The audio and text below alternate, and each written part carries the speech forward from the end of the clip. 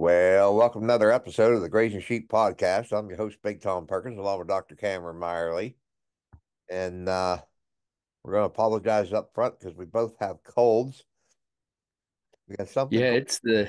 it's what I've been calling the Christmas crud, and all I can think of is, you go and you see these people, and the only gift they give you is swapping germs back and forth because I was doing really well before Christmas, and now I can't seem to shake this stinking cough. So, Well, being a single guy and I don't have any family around, Christmas just kind of ends up being another day. And I don't go and see anybody, but somewhere moving along the sheep. line, just the sheep, just me and the sheep and the dog. Well, both dogs, I guess, an occasional stray cat. And somehow or another, I ended up with the sniffles. And I must sneeze about 450 times a day. It drives me nuts. I hate sneezing. And It's bad. you'd think my brain would be completely dry by now with all the blowing of the nose out that I've done.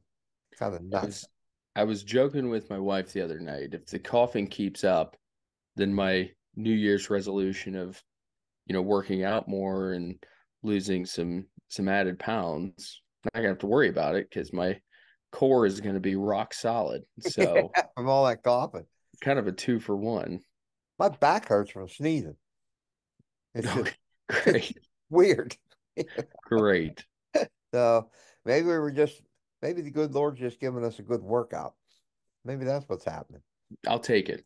There you go. So I was out this morning and noticed, the ground's freezing up, getting pretty cold at night. Finally. Finally, there wasn't much mud. We had some free concrete we could walk on today. And it got me to thinking about frost seed. Yeah, this is the time to really be making kind of those assessments. Maybe not the assessments. Probably should have figured that out last summer, last fall. But this is the time to be thinking. At least go buy the seed and be thinking about when you want to do that. Do you want to share? Have you? Well, first of all, tell us what, in your opinion, what you think frost seeding is. Well, so typically when I think of frost seeding, I'm always thinking of clovers. And Okay. clover seems to be like medium red clover seems to be the easiest thing to frost seed. And you're kind of looking for that time of year where it gets cold enough at night that the ground's freezing and then warm enough through the day that the ground thaws out again. And so you get that freezing and thawing, and it kind of makes like a honeycomb in that soil, and it lets those seeds kind of fall down in those little cracks. And you got to remember, these are teeny tiny little seeds, so they do not need to go very far in the soil. So you're probably talking an eighth inch, quarter inch, maybe at the most, I would think.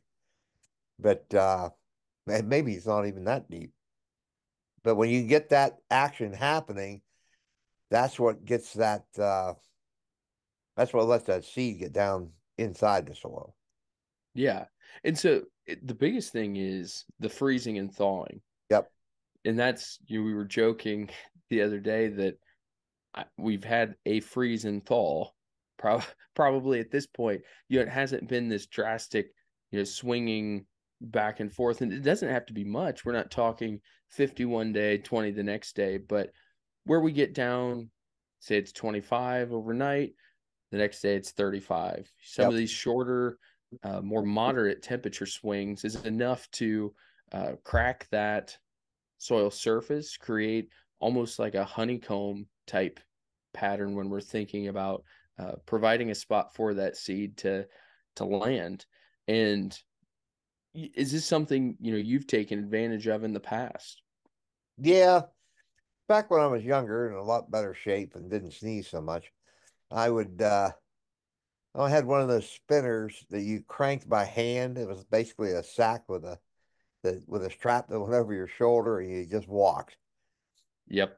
Just crank that thing and you just throw seed out and you get to the end of the field and your bag would be empty and you'd have to walk all the way back because that's where your bag of seeds would sit. You'd have to fill her up and go again. But now I've also had, oh, a friend of mine had I guess it was a 3-point hitch herd seeder. Mm. And I've used that a couple of times on a really small tractor with pretty wide tires. And I don't know that I got such a good catch using that. Probably what it's really hard to judge how much seed you're putting on when Yeah, you do that. I mean, you can kind of go back and figure it out. You can say, I know this field had, 3 acres in it or whatever it was, and I was trying to put on 5 pounds to the acre, whatever you're trying to do. And kind of after the fact, and you can kind of go back and measure it and see how much you put on. But boy, when you're first starting out using somebody else's seeder, you really have no clue of where to start. yeah, and with the cost of seed, Yes. now I wouldn't want to be making those mistakes. I know had a similar piece of equipment that we had used previously, and this was in grad school. We were doing some overseeding, and you'd hit a bump, and all of a sudden it was a 3-point spreader. You'd hit a bump, and all of a sudden your seed's gone Yeah. because it hit the slide, hit that gate that's Yep. closing off or making that opening small. When we're talking our clover seeds, it's very small seeds, and so all of a sudden you're flinging it wide open, and you go about 10 feet, It's gone. and it's gone. Yeah. The funny thing is, a lot of that stuff germinated. Yeah, you could go back out and look at, oh, that's where the setting was messed up, and where we spread all of the clover seed. Yeah. So Using that's using that herd seeder, it it didn't spread as wide as I thought it was.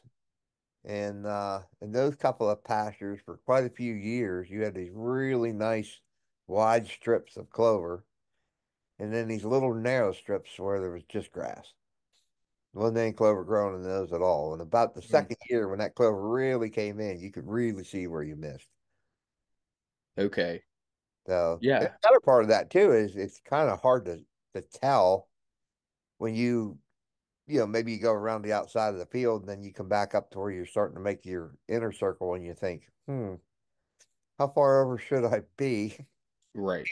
Meanwhile, your spreader's still running. You're throwing seed everywhere. Right.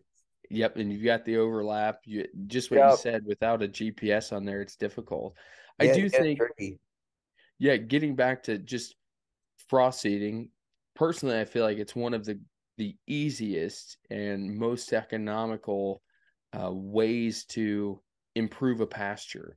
And if we get down to the root of why we want legumes in our pasture, we just got done talking about soil health, and one of those things is what's going on below the soil surface Yep. with that clover Yep. and that fixation of nitrogen. Mm. That's something that we've all probably heard of, or understand that creates a relationship, a positive, beneficial relationship of having a percentage of our pasture in legumes. We're providing some excess nitrogen for those grass species.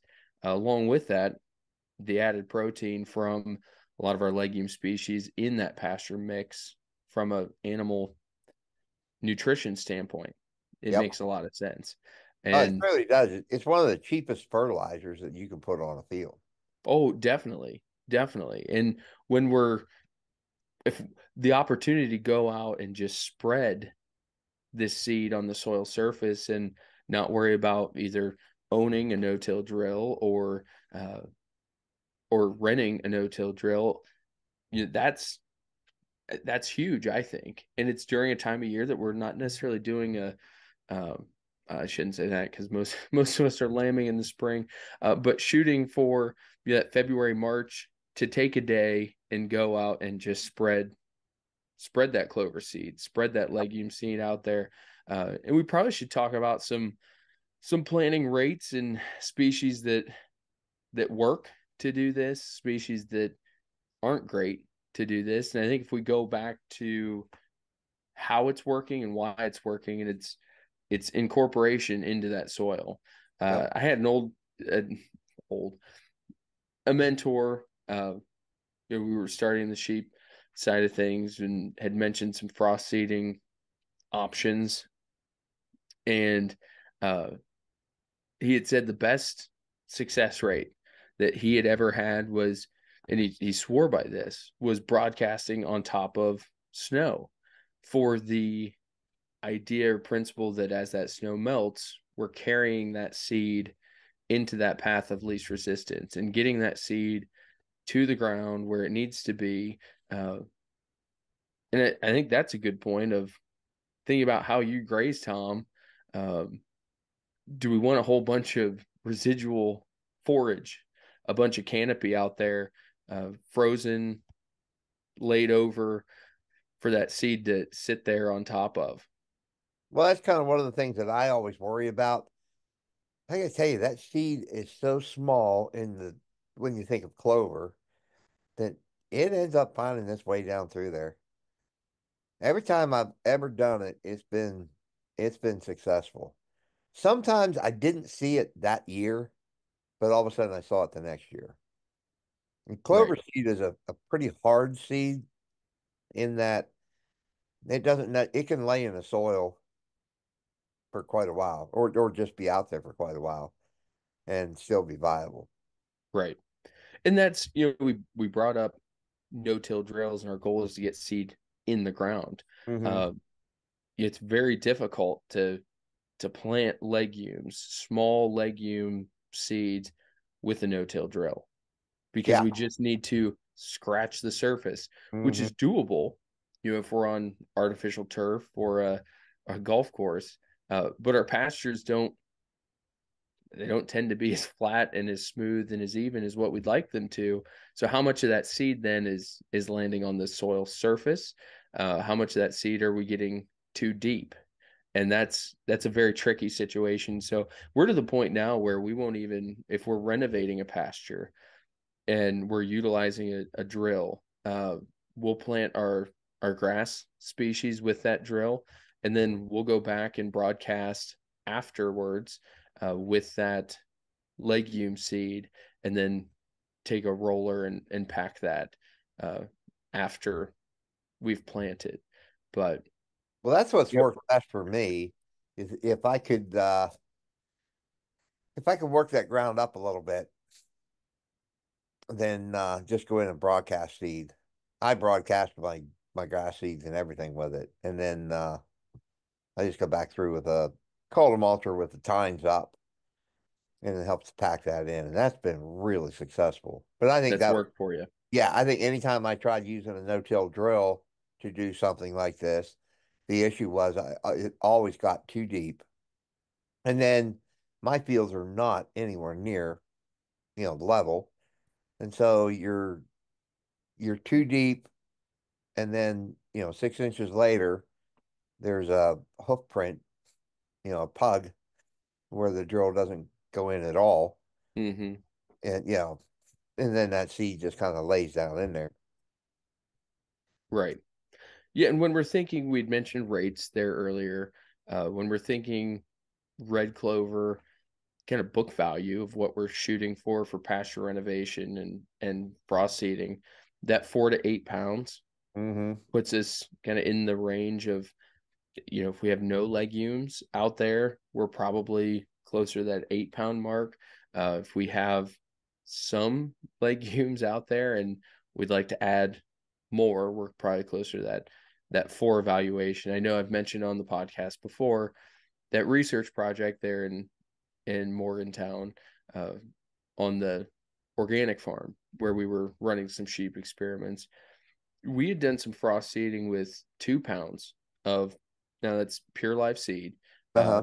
2 pounds of pure live seed of red clover onto some pasture, and saw improvement year one. And like you had said, Tom, year two was exceptional.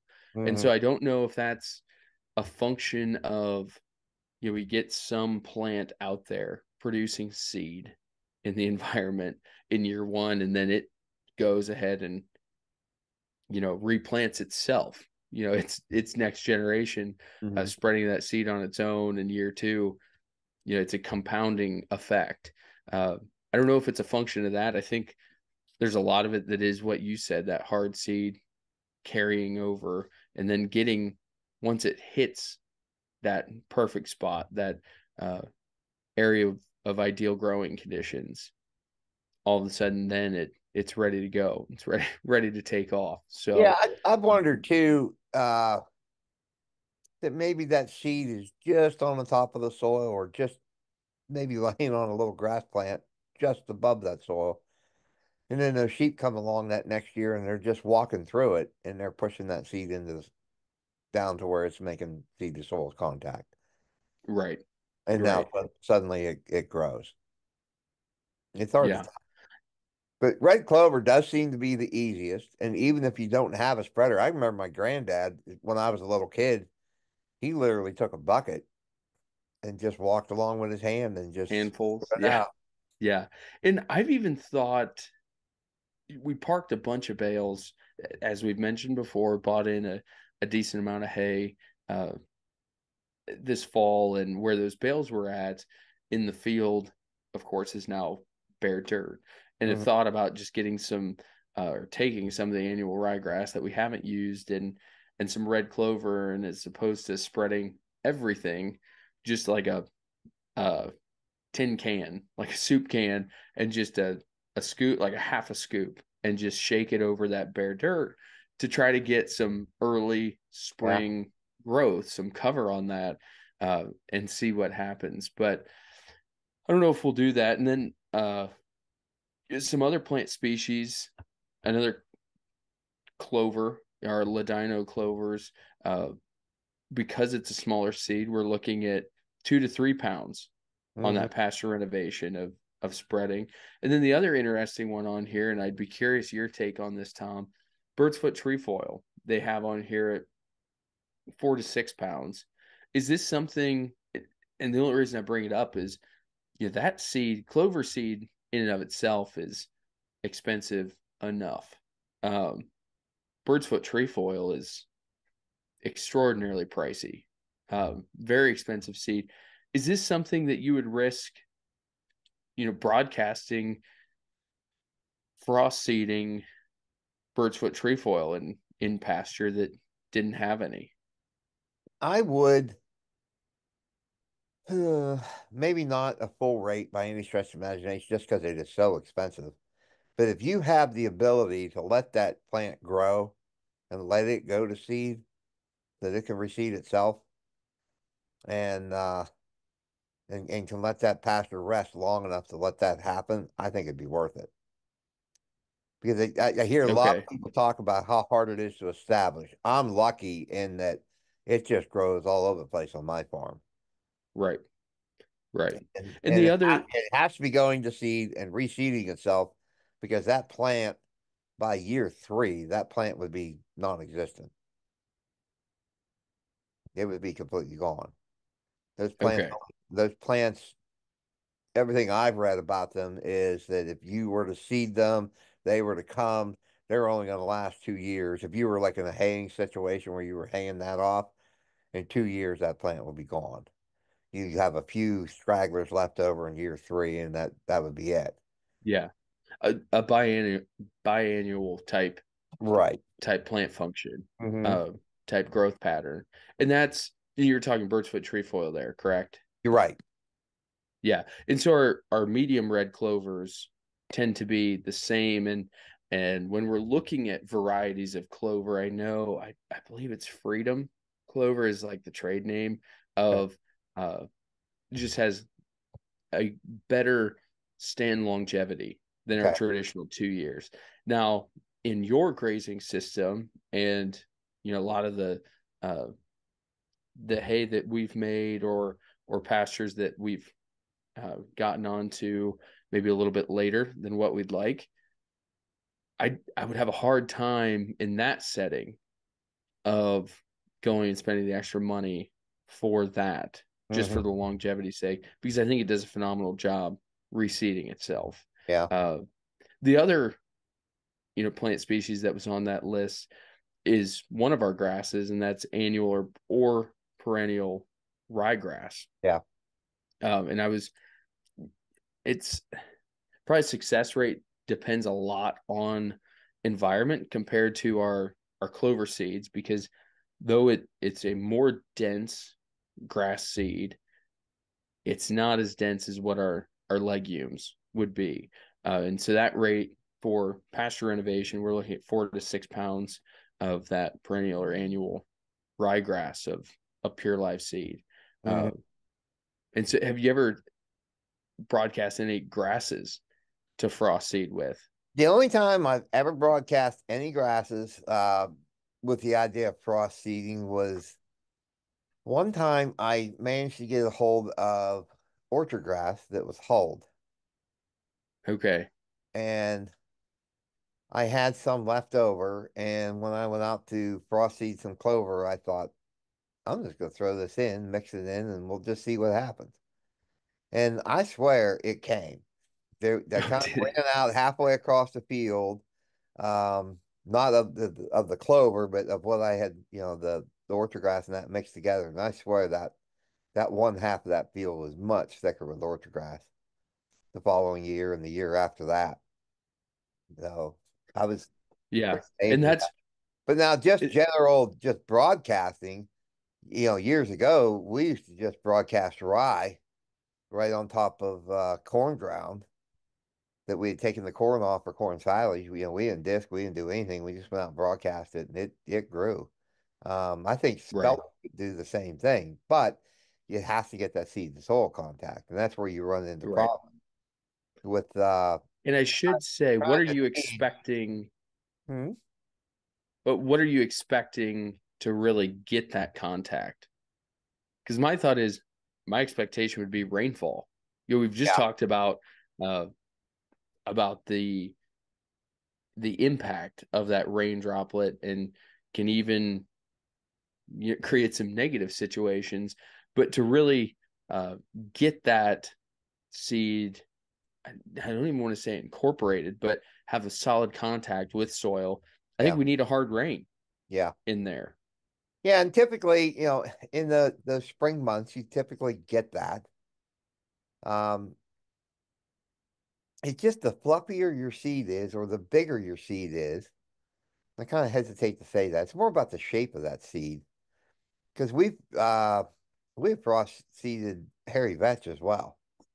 And it's a very round seed. It's a pretty big seed.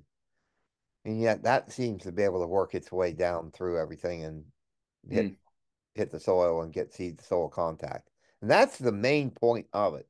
If your pasture is really, really thin, I think and you're just walking along and you can look down through and see bare dirt as you're walking. I think uh I think if you were wanting to do any of the rye grasses, I think that would work well in a situation like that, just because that seed has the potential to actually get down and hit dirt. yeah. And it's tricky on the renovation side of things. It's hard to Hmm. just to justify the equipment cost or the timeline to use that, especially planting in the spring. And so this is like the one avenue. If you're my my word of caution would be to not look at frost seeding as, unless it's for our clovers, uh, as an option to cut out a bulk of the cost Hmm. in renovating pastures and going out, and I've got my pasture mix, I'm going to put it out there, and that seed's going to find its way, because the unfortunate reality is it's probably not Yeah. with our grass seeds. Uh, we might get the red clover, and thus that following year we say, "Oh, look, my pasture mix is coming up." Hmm. I know just from previous experience, we drilled, overgrazed some ground intentionally, drilled in oats, a grazing variety of oats, and even the oats in with that spring competition of that, uh, just that spring flush. The oats had a hard time competing, and Yeah. that's like their one job is to get up and grow rapidly. Yeah. So all of that being said, really stick to use it for what it's intended for. Hmm. Use it for incorporating those legumes. Have you ever heard of, we're talking legumes, you ever heard of anybody frost seeding alfalfa? Oh yeah, yeah, quite a bit. They have Oh, more money there- than they know what to do with. well, I don't know. I've seen some really nice alfalfa fields. Um, Around here, there's this superstition, I guess, that on St. Patrick's Day, you go out and you broadcast alfalfa seed uh, in your wheat. Really? And it is like gospel around here. Where are they getting this alfalfa seed? I have no idea where they're buying the alfalfa seed, but This is they, it, because it's got to be cheaper than the stuff that I've priced. Because well, I it's doubt that it is. I bet it's, well, one of my friends I know uses it. It's a Pioneer brand or blend or variety, I guess I should say. really, And it's not cheap. that's It's been so you said probably St. 10 years. Patrick's Day. It's probably been 10 years since I talked to him about that seed, but I remember him saying it was like $160 for a 50-pound bag. I don't know what Okay. the price would be today, but I he St. Patrick's Day, he was out there frost seeding it over top his wheat. Yeah. I know some of the Roundup Ready stuff, and not that you would use that for your pasture incorporation. Uh I mean it's close to $400 or $500 a bag. It was, But I mean a lot of it is we're planning to plant it in a monoculture, yes. or maybe we add in some orchard grass for some tonnage, but And I we're kind of think looking to that's where it get, works. And I think too, yes. if you went back, 34 years ago in March, well, I remember when I was, you know, went to grade school, March came in like a lion and went out like a lamb. And that's what we were always told. And now I think you're really pushing yourself back. You're better off doing it towards February because You think so? I On think the you are. Yeah, For the because frost, for the freezing and thawing yeah, aspect of it. right. But I think years ago in March, you still got a good bit of freezing and thawing. But I haven't heard anybody, a lot of my relatives still do this on, St. Patrick's Day. I don't know why that was the date, but it was like gospel. They We were might out have to do there on a St. Patrick's Day doing it. might have to do a little test plot Yeah. and then But share I think the results. most important thing about frost seeding is that if you are, I don't want to say a hobby farmer, but if you just have small acreage and you just have a few sheep, it's a great way to improve your pastures. And it doesn't break the bank.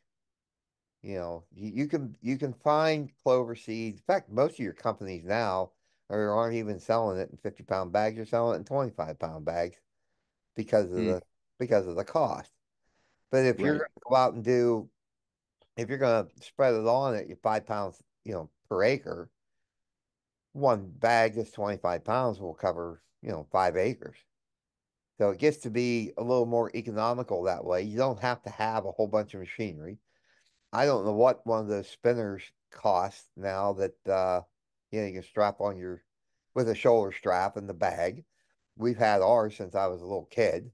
Um, but most of them now come with a metal handle and a plastic fan that throws it out. I think ours is canvas with a metal handle and a metal fan to spread it out. But yeah, you Did can go yours out, still have do a the little walking. planting rate sheet on it? If it ever did, it's long gone. I If don't ever remember seeing it on there. I only ask because we were using something similar, and it still had the piece of paper stapled to the bottom of the of the uh, platform. Told you how much to what setting to put it at and how much Yeah, seed you should be planting. So yeah. So the good thing with that is you could actually measure your seed out, and see what it weighed, and then you could go and just start walking, and you could narrow it down pretty quick to get your right amount on.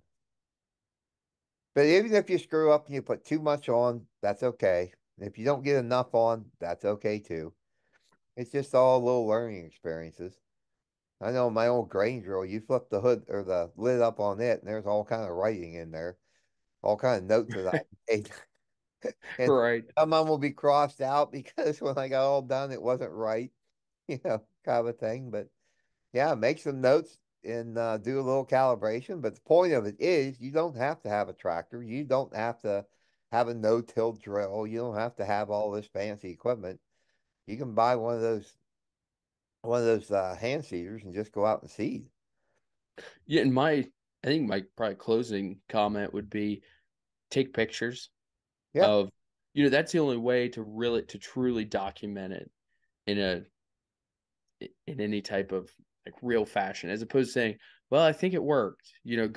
Go out, take a picture of a field that maybe you think needs a little bit of help, and then do your frost seeding the following 2 years. Go out and take pictures similar times a year, similar growth stages, and see, really try to evaluate, yeah, that was worth my time and effort to go and do that. Mm, But that's after the fact that you're signing up for 3 years of commitment there. But it wouldn't take a whole lot of work. no. And if you made a New Year's resolution to get a little more exercise, well, there you go. Yep, we've solved it for you. Yep, you can just go out and walk along and crank that little booger and just throw your seed out there. But yeah, I spent my youth doing a lot of walking, a lot of cranking, and a lot of guessing. So Right. never sure I was where I was supposed to be. It is much easier when there's snow on the ground because That's true. You actually see where that seed lands. you can see where that seed goes, and you can kind of look over, see where your tracks were when you make your next pass. So, got any closing arguments there? No, I think this was a good topic in terms of time of year. It's something that I wouldn't start. If you're listening to this, don't go out tomorrow and do it. I'd probably wait until February, March, at least in kind of this eastern Midwest region. If your area different than that, then we might have missed it. You might have to wait until next year, or maybe you don't freeze. So sorry, I don't know what to tell you. Maybe there's a summer drought ground cracking seeding that you can look into then, and then just pray for rain. But for those that can make it work, and just what you said, Tom, it's affordable, it's economical to get out, and we can do it pretty efficiently Yeah. with some pretty simple tools. Yep. I agree. Well, we thank you for listening to another episode of the Grazing Sheep podcast. If you got questions or comments, you can reach out to me at bigtomperkins@gmail.com. There's a Facebook page. You can go on there and like and follow. You can leave some comments there as well. So it's been good discussion and good catching up with you, Cam, and we'll talk to you next time. It sounds good, Tom. All right. Bye.